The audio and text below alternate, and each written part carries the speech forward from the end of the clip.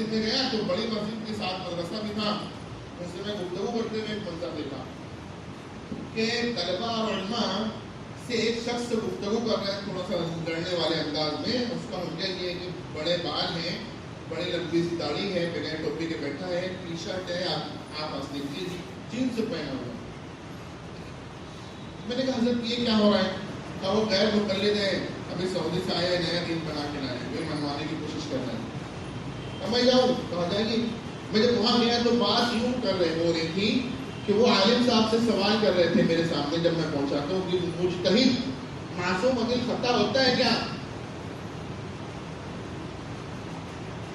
اصل سوال کے پیچھے سوال کرنے والے کی منشا کو بھی بھاگ لینا چاہیے.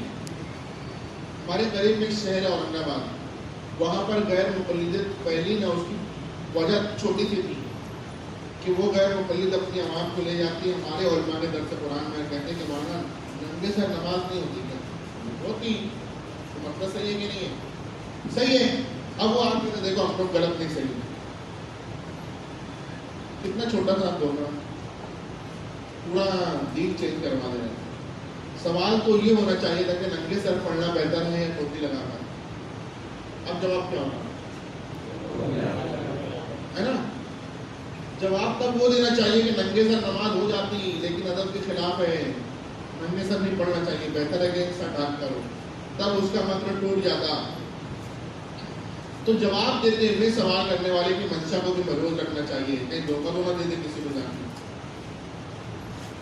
تو اس نے کہا کہ مجتہد معصوم عقل خطا ہوتا ہے کیا؟ تو انہوں نے کہا کہ میں نے عالم صاحب کے ہاتھ پکڑ کر کہا کہ مجھے جواب نہیں دیا. دیکھیے تو بامبے زبان میں اس سے کہہ رہے ہو بھائی آپ کا سوال غلط ہے. عالم صاحب سے یہ مت پوچھو کہ مجتہد معصوم عقل خطا ہوتا ہے کیا، یہ پوچھو کہ اپنے فن کا ماہر ہوتا نہیں. تم کیا چاہتے ہیں؟ وہ تو یہ کہیں کہ معصوم عقل خطا نہیں ہوتا، تو کیا پھر تمہیں اجتہاد کرنے لگو گے کیا؟ اگر تمہارا یہ منشا تو میرے سوال کا جواب دو. ڈرائیور معصوم عقل خطا ہوتا کیا؟ پھر کیا کرو گے؟ گاڑی کو چلاؤ گی؟ کہنے لگے بھائی وہ سرجن معصوم عقل خطا ہوتا ہے کیا؟ اگر نہیں ہوتا تو اپنا آپریشن خود کرو گے کیا؟ اگر وہاں اہل ہونا کافی تو یہاں بھی کافی ہونا چاہیے. بات سمجھ آ رہی ہے؟ کہنا یہ تھا سرچ کی جگہ ہے لیکن شرط ہے، سرچ کی جگہ ہے لیکن شرط ہے کہ اہل سرچ کرے گا. کون؟ اہل سرچ کرے گا. اہل کا سرچ کرنا اجتہاد کہلائے گا اور نہ اہل کا اس کو مان لینا تقلید بن جائے گا. یہاں کے مسائل کا مطلب اجتہادات یا تقلیدات ہی حل ہوں گے. بات سمجھ آئی؟ اور غیر مقلدین کا مجتہد ہے نا مقلد ہے. بات سمجھ آ رہی ہے؟ جب مچھر نکلا تھا تو مچھر اور مکھی جب مسئلہ حل ہوا تو مکھی کا مسئلہ حل ہوا، دلیل کیا بنی؟ نص. کیا؟ ہاں. مچھر کا مسئلہ حل ہوا، دلیل نص نہیں بنی، بلکہ مجتہد کو نص تو ملی نہیں. وہ مجتہد کے لیے مسئلے کے حل کی جو دلیل تھی نص میں موجود علت تھی. اب ایک مقلد ہے نہ وہ نص کو پاتا ہے نہ علت کا پتہ لگا پاتا ہے، تو اس کے لیے دلیل نہ نص بنتی ہے اور نہ نص میں موجود علت بنتی ہے، بلکہ اس کے لیے دلیل تو اس کے مجتہد کا اجتہاد ہوتا ہے. اب اس تفصیل کو ہماری اصول کی کتاب میں اجمالاً لکھا ہے کہ مقلد کی دلیل تو مجتہد کا اجتہاد ہوتا ہے.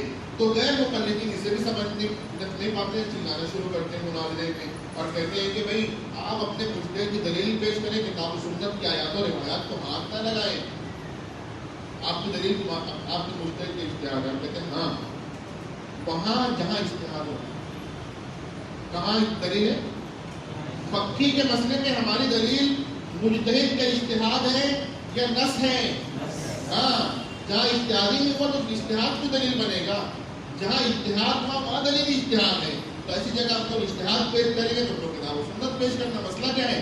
پھر ہم با دلیل ہوں گے، آپ کبھی دلیل نہیں پا پائیں گے. مچھر میں ہماری دلیل نص نہیں، نہ نص میں موجود علت ہے، بلکہ ہماری دلیل تو مجتہد کا. یہاں پر جو مسئلہ ہوگا یہاں پر اجتہاداً یا تقلیداً حل ہوگا، غیر مقلدین نہ مجتہد نہ مقلد ہے۔ ایک صاحب مجھ سے کہنے لگے کہ آپ جو ہے نا دو علم کے سرے بنا دیے، ایک طرف مقلد ہے ایک طرف مجتہد ہے، علم کا اور بھی کوئی درجہ ہے کہ نہیں؟ میں نے کہا درجہ بدرجہ علم ہی ہے۔ آپ ایک نرے مقلد سے آپ عالم مفتی اور مفتی منتصب اور اصحاب ترجیح اور اس طرح مجتہد مطلق تک لے جائے نا، اب اس کے اوپر علم کا درجہ نہیں ہے، صحابیت علم کا درجہ نہیں ہے، علمی درجہ تو اس سے اوپر نبوت کیا پھر؟ نبی تو کوئی ہوگے نہیں، عالم اس سے علم کے درجے ختم ہو گئے۔ اور کم کرنا شروع کرو تو یہاں پر ایک میرا جاہل مقلد ہے، اس سے کم بھی نہیں ہے کہ ہے، اور یہاں سے لے کے وہاں تک اور وہاں سے لے کے یہاں تک تمہارا کوئی درجہ نہیں ہے کہ ہے۔ کوئی بتا دے ارے اسے کچھ نہیں پتا، لیکن اتنا تو پتا ہے کہ اسے نہیں پتا، اسے تو یہ بھی نہیں پتا کہ اسے نہیں پتا۔ تو یہ کہتے ہیں نا کہ جاہل ہے مقلد، ہاں جاہل ہے تبھی تو سن رہا دوسروں کی، لیکن آپ جہل مرکب کا شکار ہیں۔ بہرحال سرچ کی جگہ ہے، لیکن شرط ہے کہ اہل کرے گا۔ سرچ کرنے کے بعد اہل کسی مسئلے پر متفق ہو جائے تو ایسے مسئلے کو ہم کہیں گے اجماعی مسائل۔ کیا کہیں گے؟ اجماعی مسائل۔ مثال کے طور پر اللہ کے نبی علیہ السلام کا وصال ہوا ہے، ابھی تدفین نہیں ہوئی، ادھر ادھر دیکھنے والے تھوڑی نہ سمجھیں گے۔ وصال ہوا، تدفین نہیں ہوئی، اور صحابہ کرام کے درمیان کچھ اس طرح کی ماحول نظر آ رہا ہے کہ لوگ مختلف گروہ میں بڑھ کر کسی بات پر تبادلہ خیال کر رہے ہیں، اختلاف کی صورت نظر آ رہی ہے۔ تو یہ بظاہر اختلاف کی نظر آنے والی جو صورت تھی، اس کا عنوان یہ تھا کہ ہمارا خلیفہ کون بنے۔ اب یہ کون بنے گے جو اختلاف کی بنیاد میں نقطہ بنا، اس کی جو وجہ تھی، نعوذ باللہ کوئی کرسی کی حوث نہیں تھی، بلکہ مسئلہ یہ تھا کہ مسئلہ منسوخ نہیں تھا۔ مسئلہ اب غور کریں گے نہیں کریں گے؟ حضرت عمر رضی اللہ عنہ نے تمام لوگوں کو جمع کر کے کہا کہ اللہ کے نبی علیہ السلام نے حضرت صدیق اکبر رضی اللہ عنہ کو ہماری نماز کا امام بنایا ہے، کیوں نہ ہم تمام مسائل کا امام بنائیں۔ انہوں نے امامت صلاۃ پر قیاس کے خلافت عمر کو سرچ کرنے کی جگہ تھی بھی نہیں، حضرت عمر رضی اللہ عنہ اہل تھے بھی نہیں، تمام صحابہ متفق ہوئے بھی نہیں، مسئلہ اجماعی ہوا۔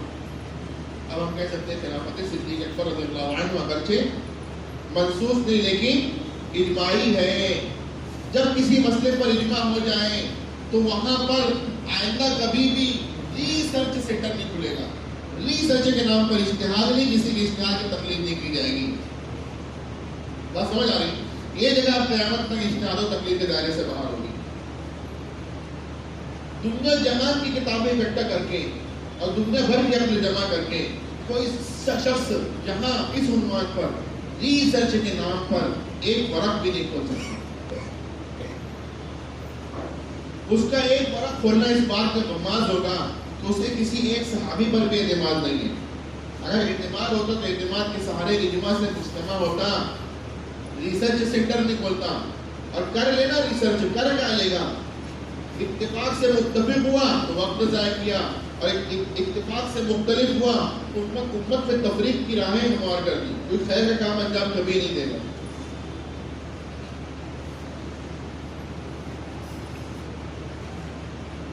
آپ کے جمعہ میں کتنی اذان ہوتی اور رائسین میں دو، اندور میں شوافے کے یہاں دو ہوتی بابا، ہاں نا نہیں معلوم تو نہیں بول رہے گا نا، اگر انہیں شاید ہے یقیناً دو ہوتی، حنابلہ کے وہاں دو ہوتی، مالکیہ کے وہاں ہاں ایک جو ہے تیسرے خلیفہ کی سنت ہے، اسے کوئی اذان اول بھی کہتا، کوئی اذان دوم بھی کہتا، کوئی تیسری اذان بھی کہتا۔ کیوں؟ ابھی آپ لوگ پڑھیں گے۔ کافی پہلی قوم تو کوئی کہے گا دوسری کو، دوسری قوم کہے گا تیسری قوم کہے گا پہلی. میں اسے کہہ رہا ہوں اذان عثمانی. کیا غیر مقلدین نہیں دیتے؟ کون سے غیر مقلدین؟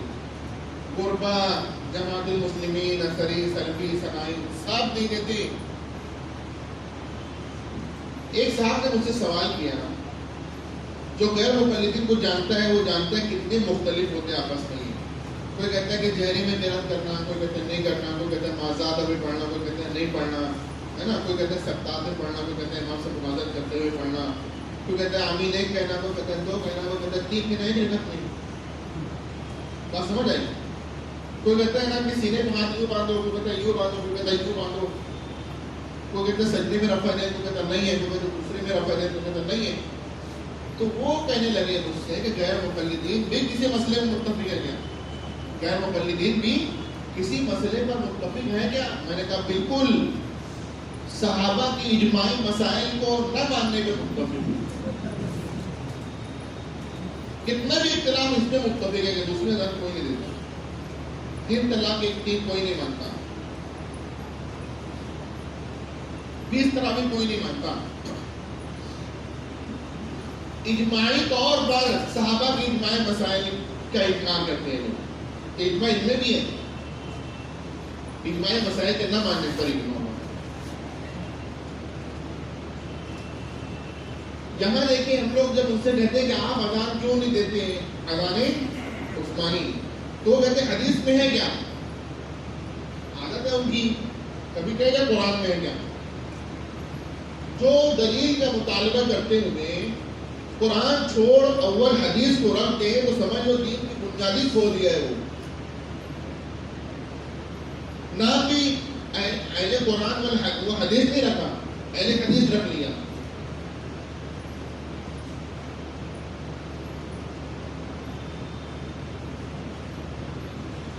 ہم جو دیتے پہلے وہ سن لیں. یہ جو اذان ہے تیسرے خلیفہ کی سنت ہے. اللہ کے نبی علیہ السلام نے فرمایا علیکم بسنتی وسنت الخلفاء الراشدین المہدیین تمسکوا بها وعزوا علیہا بالنواجذ. کیا کہا؟ مناسب لگے تو اپنا لینا. یہ کہا کہ دان میں کانس سے دبا کے رکھنا، چھوڑنا ہی نہیں ہے نا. مطلب یہ جی جہاں تو اپنا لینے کی چیز نہیں ہے، جی چاہے نہ چاہے ہرگز مت چھوڑنا والی چیز ہے. تو یہ اذان وہ ہے تیسرے خلیفہ کی سنت، پلس پوری امت کے اجماع اس پر. جب ضرورت تھی تب بھی، جہاں تھی جب تھی ضرورت تب بھی، جب نہیں تھی تب بھی، جہاں تھی وہاں بھی، جہاں نہیں تھی وہاں بھی، تب سے لے کر آج تک حرمین شریفین سمیت پوری دنیا کی تمام مساجد اہل سنت و جماعت میں بلا انقطاع اذان جاری ہے. اگرچہ منسوخ نہیں، لیکن غیر منسوخ نہیں لیں گے نا، اس کی جگہ پر بھی نا اجماعی ہے. ہم آگے چلتے ہیں.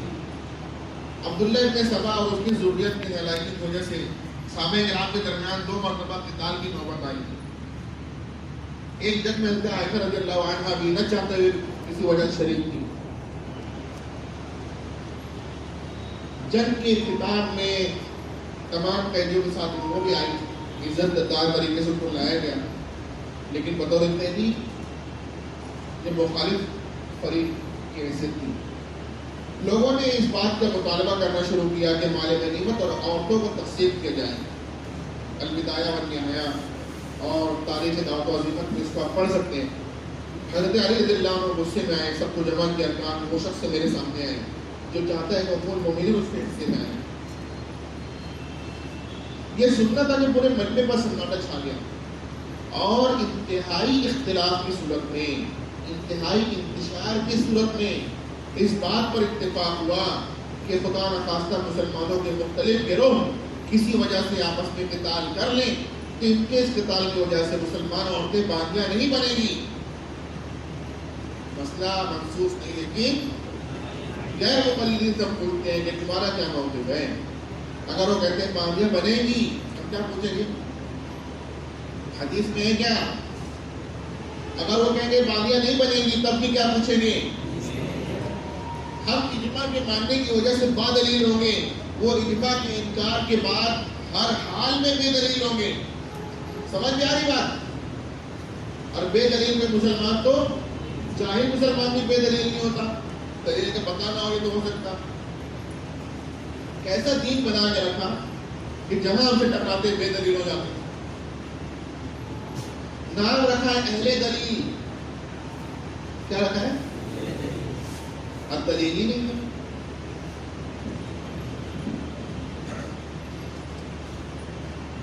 غیر منصوصہ اجماعی خلافت صدیق اکبر رضی اللہ عنہ، اذان عثمانی، مسلمان عورتوں کا آپسی قتال میں بانی، ان تینوں مسائل صحابہ کے ذریعے ہی اجماعی صورت میں امت کو ملے.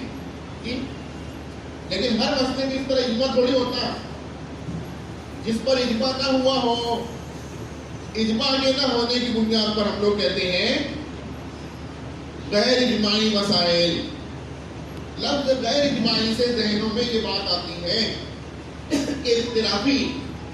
کیا ذہن میں بات آتی ہے؟ کہ اختلافی. تو ایسا ہی ہے کہ اختلافی کہنا بالکل غلط. ضروری نہیں کہ وہاں پر اختلاف بھی ہو، ضروری نہیں کہ وہاں پر اختلاف بھی ہو. اجماع نہ ہونے کی بنیاد پر ہم نے کہا غیر اجماعی. اجماع اختلاف ہونے کی بنیاد پر کہہ دیا گیا غیر اجماعی، ایسا نہیں ہے.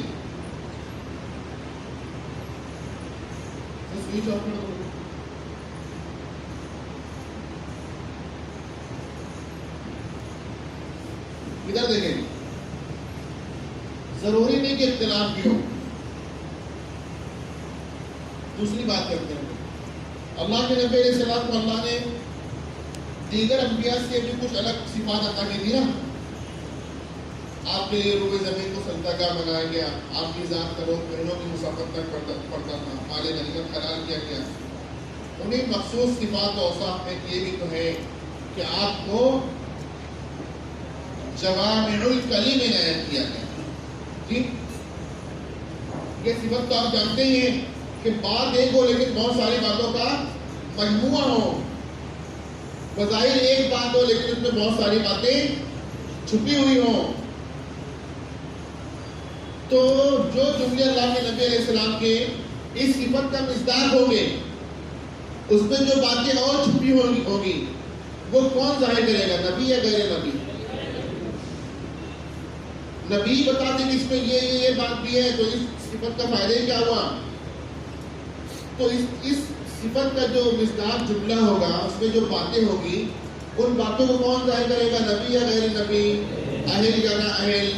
اہل سمجھ کر نبی کی صفت سے فائدہ اٹھائے گا، اور نہ اہل سن کر، اہل کا سمجھ کر فائدہ اٹھانا اجتناب کہلائے گا، نہ اہل کا سن کر فائدہ اٹھانا تقلید بن جائے گا. غیر مقلد بن کر تو کبھی بھی نبی کی صفت سے فائدہ اٹھا ہی نہیں سکتے. محرومی ہے غیر مقلد بننا. لیبل لگا لو اہل حدیث سے کیا ہوا؟ اگر لیبل لگانے سے جیسا ہو جاتا تو اہل جنت بن جاؤ نا. مدے کی بات کرو. پھر ایک مرتبہ اللہ کے نبی علیہ السلام گزر رہے تھے، ایک بچے کو دیکھ کر فرمایا، یا ابا عمیر ما فعل النغیر، اے ابو عمیر تمہارا پرندہ کیا ہوا؟ ایک مخصوص پرندہ لال ہوتے ہیں. تو اتنے جو جملہ ہے محدثین نے اسے بھی سنبھال کر رکھا، امت تک پہنچایا. تو ہم کہنے کو مجبور ہوئے کہ نبی کی بات، لیکن اس میں بھی کوئی بات ہے ہمیں پتہ ہی نہیں. علماء کہتے ہیں کہ فقہا کی جب نظر پڑی تو اس جملے سے 100 سے زائد مسائل کا استعمال کیا. ایسی حیرت ہو رہی ہے جیسے کسی سے کہیں کہ یہاں پر کئی گیلن پانی ہے لیکن نکلے گا تو نکل جائے گا. تو کئی گیلن نکلے گا کہ اور بھی نکلے گا. کب تک؟ جب تک نکالتے رہیں گے تب تک. نکالنے کے بعد پھر نکالیں گے، پھر نکلے گا، اور نکالیں گے اور نکلیں گے، پھر نکالیں گے، پھر نکلے گا. نکلتے ہی رہے گا. تھک جاؤ گے، سوتے خشک نہیں ہوں گے کہ ہو جائیں گے. زمین کے تو ہو جائیں گے، ادھر نہیں ہوں گے. ایک کی نگاہ پڑے تو مسئلہ نکالا کہ بچوں کا نام ابو لگا کر رکھ سکتے ہیں. ابو کا ایک معنی والد بھی تو ہوتا ہے. عمیر بچہ تھا، ابو عمیر بچے تھے، کسی شادی کر کسی بچے کے باپ نہیں بنے تھے ابو عمیر کہا جائے. نام درست ہو نہیں ہوتا تو زبان نبوت زیادہ ہونے کا وجہ تبدیل ہوا ہوگا. آپ نے کہا درست ابو عبداللہ، ابو سلمہ، ابو اسامہ، ابو طلحہ نام رکھ سکتے ہیں، بچوں کو پرندہ کھیلنے کے لیے دے سکتے ہیں. کیا آپ نے دیکھا منع نہیں کیا؟ کیسے پتہ چلا؟ منع کرتے بیٹا آزاد کر دو، ذبح کر کے کھا جاؤ، تو آج پوچھتے نہیں، سمجھ جاتے عمل ہوا. پوچھا مطلب کہ منع نہیں کیا. کسی کی نگاہ پڑے تو مسئلہ نکالا کہ اللہ کے نبی علیہ السلام نے اس چھوٹے سے جملے سے کے ذریعے قیامت تک آنے والی اپنی امت کے ہر بڑے کو اس بات کی تعلیم دی کہ چھوٹے سے اس کے ذہن کے مطابق بات کریں. دنیا میں سب سے بڑے عالم تھے، بچے کے مطابق بات کرنے کو تعلیم دینے کو، ایسی آپ کے چھوٹے کے ذہن کے مطابق بات کریں. چاہتے ہیں علم کے دریا بہاتے ہیں، لیکن نہیں، بچے کے مطابق بات کی اور تعلیم دی کہ بڑے کو ایسے کرنا چاہیے. کیوں کہ بڑا چھوٹا پن دیکھا ہے نا، چھوٹا بن سکتا، بڑا ہو کر چھوٹا پن اختیار کرے گا تو تواضع کہلائے گا، اللہ اسے اور بلند کرنے کی. اور چھوٹے کو بڑے کی بات سمجھ کر اس کی ذات سے فائدہ اٹھانا آسان ہو جائے گا.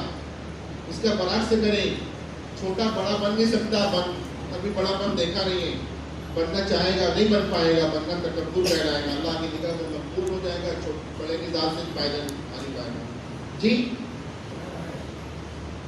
یہ میں جملے جو مسئلے نکلے ہیں اگرچہ غیر اجماعی ہیں لیکن ٹکراتے کے آپس میں، تو کہنا صرف یہ ہے کہ غیر اجماعی کہنا ضروری نہیں کہ اختلاف لیے ہوئے ہو. دوستوں میں کہہ رہا ہوں کہ اسی صفت کے چلتے قیامت آ رہی ہوگی، لاکھوں مسائل لا رہی ہوگی. قیامت آ رہی ہوگی، لاکھوں مسائل لا رہی ہوگی. مسئلے کا حل اگر یہاں ملا تو ہو گیا کہ نہیں ہوا؟ مسئلے کا حل اگر یہاں نہ ملے، غور سے سنیے، 2 مرتبہ کہوں گا، ہم غور سے سنیے. قیامت آ رہی ہوگی، لاکھوں مسائل آ رہی ہوگی، مسئلے کا حل اگر یہاں نہ ملے تو یہیں سے ہم میں کا اہل سمجھ کر، نہ اہل سن کر، اس پر عمل پیرا ہو کر دنیا جہان والوں کو تکمیل دین کا عملی مسئلہ سنا رہا ہوگا. دین مکمل بھی ہے کہ نہیں؟ یا آپ مانتے، میں مانتا کہ غیر مسلم ہی مانتے؟ وہ تو نہیں مانتے نا، ان کو پریکٹیکل دکھانا پڑے گا. جب پریکٹیکل کیسے دکھائیں گے؟ ایسے ہی نا.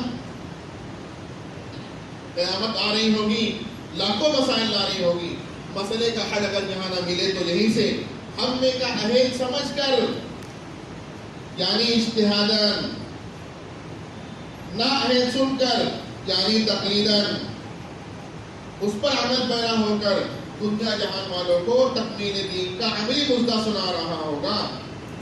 تکمیل دین کا یہ عملی مژدہ سنانا اجتہاد و تقلید کو مان کر ممکن کو اس کے بغیر.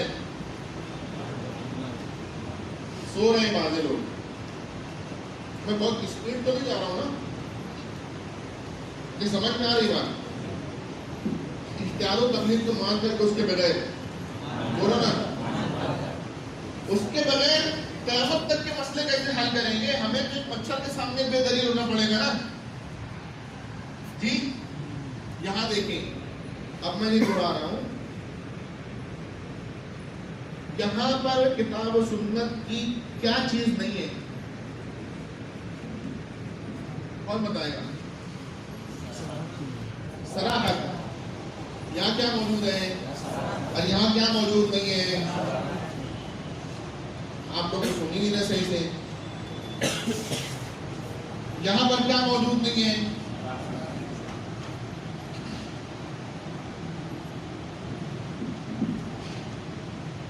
چلہ چاٹنے میں جاتے کہ نہیں؟ یہ ایمان کے بنانے کی محنت ہے کہ بچانے کی محنت؟ بنانے کی. اس کا نام ہے اشاعت اسلام. کیا؟ ہاں، ہم لوگ جب لگاتے ہیں تو کیا نشانہ ہوتا ہے کہ امت کا فرد زندگی میں کم از کم ایک مرتبہ 4 ماہ لگا. تو زندگی میں 4 ماہ بڑی چیز ہے کیا؟ اس کے بعد بھی لوگ لگاتے ہیں، اور جو لگاتے ہیں صحیح نہیں لگاتے. کیسے بتاتا ہوں، یہ بتاتا ہوں کیسے. یہ جو محنت ہے اس کا تعلق اشاعت اسلام سے ہے نہیں، اس کا تعلق دفاع اسلام سے ہے. یہ ایمان کے بنانے کی محنت نہیں ہے، بچانے کی محنت ہے. اور ہمارا یہاں بھی ٹارگیٹ ہے کہ ایمان کے بچانے کے لیے اسباب کے طور پر کریں. توفیق تو اللہ کا ہے. پوری دنیا کے ہر مسلمان کا زندگی میں کم از کم ایک مرتبہ ہمارے پاس 3 گھنٹہ لگ جائے. کتنا کم ہے کہ زیادہ ہے؟ ہاں، یہ بھی ایسے ہی لگتا ہے جیسے 4 مہینے لگا دیں. نہیں، 4 مہینہ وہ ایسے ہی لگاتے جیسے تم لوگ لگا دیں. آگے والے نہیں، پیچھے والے سو رہے ہیں.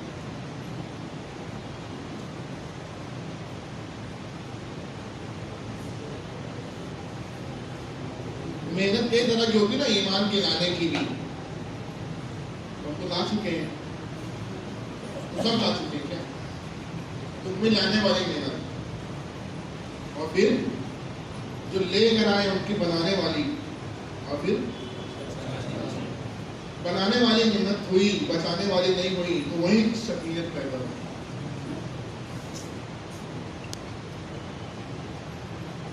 وہ جو ہے نا بنانے والی محنت، اس کا نام ہے غذا. کیا نام ہے؟ یہ والی کا نام ہے دوا. روز روز دوا کھائیں گے کیا؟ اور بیمار ہوئے تو غذا کھائیں گے تو الٹا اثر کرے گی. اس لیے آپ دیکھو کہ جس فضائل اعمال کو پڑھ کر کہہ رہا تھا کہ اللہ سے ہوتا، اللہ کے سوا کسی سے نہیں ہوتا. جب بیمار ہوا بجائے دوا دینے کو سننے لگے نہیں ہم جو تو اپنا کام صحیح سے نہیں کریں، اپنا کام کرو باتیں خود ہی نہیں منصوبہ لے کے آ گئے. تو پھر وہی ریئیکشن ہوا نا. تو کہتے ہیں فضائل اعمال شرک کا پٹارا ہے. کہتے ہیں کس کو کہہ کر سن کر پڑھ کر کہہ رہا تھا کہ اللہ ہی سنتا، اللہ کے سوا کسی سے نہیں ہوتا. بیمار ہوا دوا نہیں دیے تو اب کیا کہہ رہے ہیں؟ وہی فضائل اعمال شرک کا پٹارا ہے. تو وقت پر دوا دینا چاہیے. اور غیر مقلدوں کے خلاف دوا نہیں دینے کا، وہ بیماری تھوڑی ہے، ارے وہ وبا ہے. ڈوز دینے کا، جو بیمار ہے اس کو بھی ہے، جو نہیں ہے اس کو بھی. ورنہ عالم بھی جائے گا، عالمہ بھی جائے گی. ہم تو دیکھ رہے ہیں.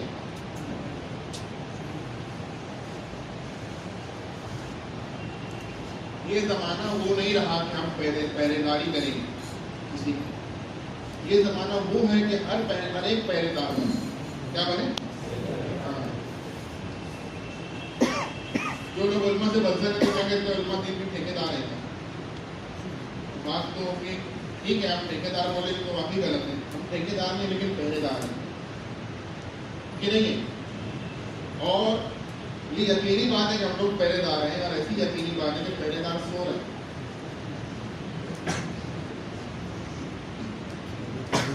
تو آپ اس کا نتیجہ دیکھیں گے میرے دوستوں کہ مسجد ہماری، ممبر ہمارا، مصلی ہمارے، خطیب ہمارے، لوگ غیر مقلد ہو رہے ہیں. اور پھر ایسی ہوگا پہلے کہ مسجد ہماری، ٹرسٹ ہمارا، ممبر ہمارا، مصلی ہماری، ہمارے ٹرسٹ باندھ کے رکھتے کہ شکیلت کے خلاف نہیں بولیں. ایک غیر مقلد کچھ لا کے دے دے گا تھوڑا بڑا چلتا، اس کے خلاف بولنے کا. آج تک کسی غیر مقلد سے مباحثہ کرتے ہیں اس کی چائے نہیں پی ہوگی. فیصلہ میں جب میں کہتا روزہ رکھ کر گیا تھا، تو اتنا لمبا چلے گا نا تو کھانا کھانا پڑے گا. تو اس کا 2 لقمہ کھاؤں گا نا تو بات نہیں کر پاؤں گا، میں دب جاؤں گا. اگر نہیں دبوں گا تو نہیں دبنے کے لیے میرا بے حیا ہونا ضروری ہے کہ اس کا کار اس کے سامنے اس کے خلاف ہوں. کیوں کہیں گے؟ چندہ مت نا. مسجد کا جو وہ ہے ٹائل دوسرے بھی تو لا سکتے ہیں، اور بغیر ٹائل میں بھی تو نماز قبول ہو جائے گی. تو مت لاؤ نا، چندہ نہیں لینے کا.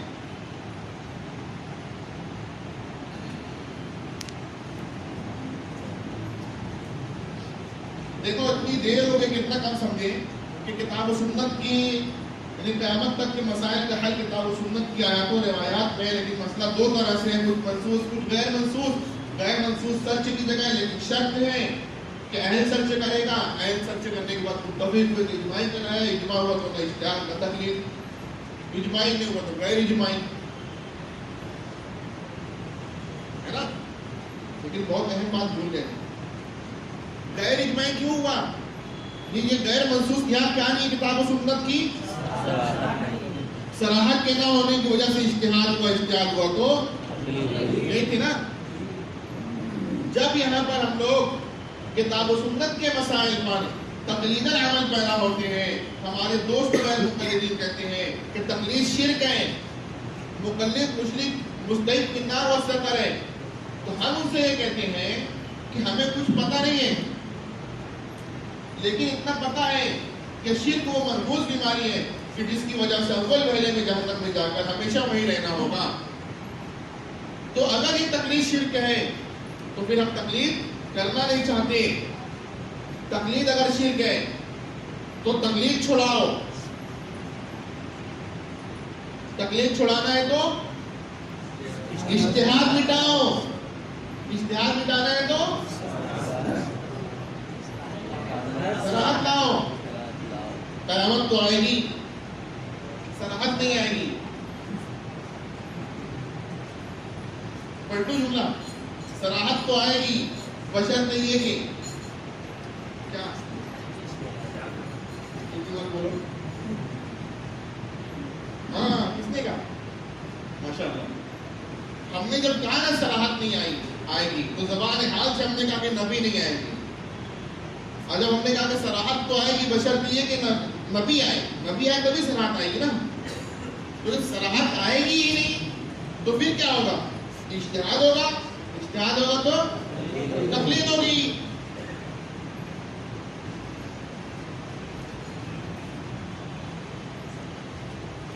آسان آسان بات کرنا چاہیے, مشکل ہو رہی. چلو تھوڑا سوال کرتے ہیں. قرآن مانو گے یا قیاس؟ حدیث مانو گے یا قول؟ نبی مانو گے یا امام؟ یہی دھوکہ دے کر غیر مقلدین یہی والا جواب پا کر ہماری عوام کو, نوجوانوں کو, لڑکے لڑکیوں کو, طالبات کو چک لیے, ہمارے مسلم چھین کر لے گئے. اور ہوا یہ تھا کہ ہم نے قرآن کے مسئلے کو قیاس سے یہاں نکالا. حدیث کا مسئلہ قول کی صورت میں دکھا تھا. نبی کے لائے ہوئے دین کی امام نے تشریح کر کے دی تھی.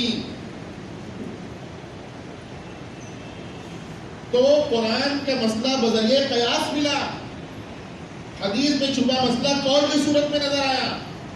نبی کے لائے ہوئے دین کے امام کے ذریعے تشریح ہوئی. تو نبی امام کی تشریح چھڑانا ہے, حدیث کے مستنبط مسئلے کو قول کی صورت میں مٹانا ہے, اور قیاس یہاں سے چھڑانا ہے. تو پھر کتاب و سنت کی صراحت پیش کرو نا. انہوں نے کیا کیا؟ یہ تقابل کروا کر جواب صحیح پایا, دھوکہ دیا. کتاب و سنت کے غیر منسوخ مسائل میں بجائے کتاب و سنت کی صراحت لا کر دینے کے انہوں نے کتاب و سنت کے نام پر اپنی سمجھ کی پیروی کروائی ہے. دھوکہ دیا ہے کہ نہیں؟ دھوکہ دینا مسلمان کے کام ہے. ہم نے دھوکہ کھایا کہ نہیں؟ تو یہ بھی کہا نہیں کہ ہماری خود تو کوٹ ہے.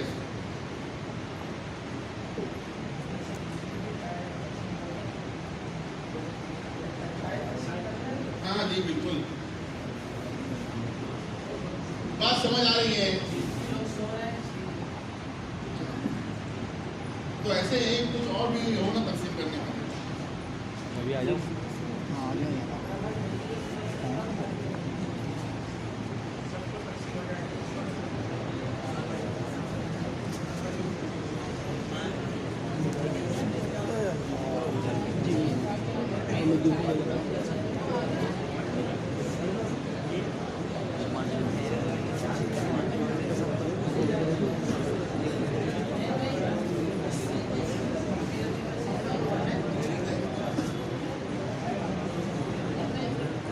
استنجا کی بھی چھٹی ہوئی ہے.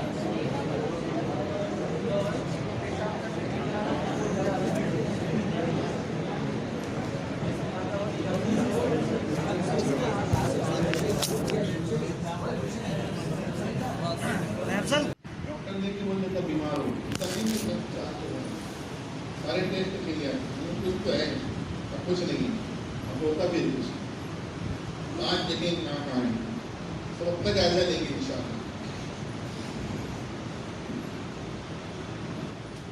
کتاب و سنت کی آیات و روایات میں قیامت تک کے مسائل کا حل موجود